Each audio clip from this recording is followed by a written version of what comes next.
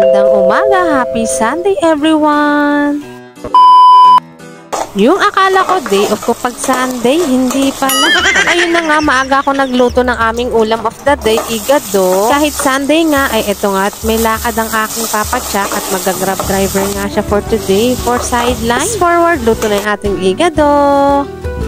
Dahil nga breakfast is life kay Papa Chuck, kaya nagluto na ako ng breakfast nila magtatay. Oo, eto lang naman magtatay ang mahilig sa heavy breakfast. Ako kape lang, okay na sa akin at sapat na.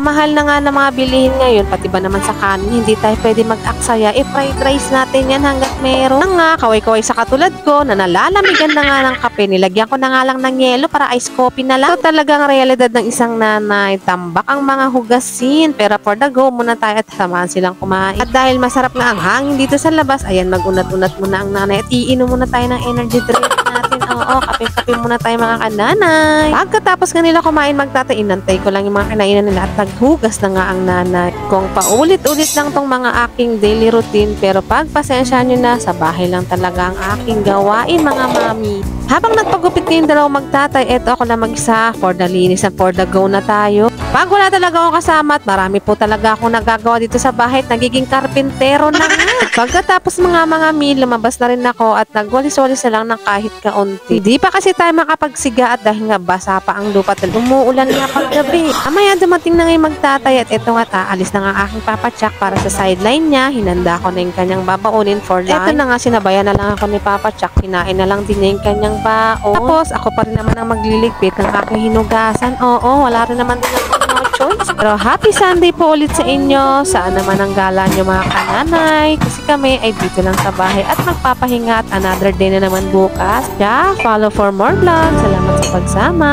and follow me.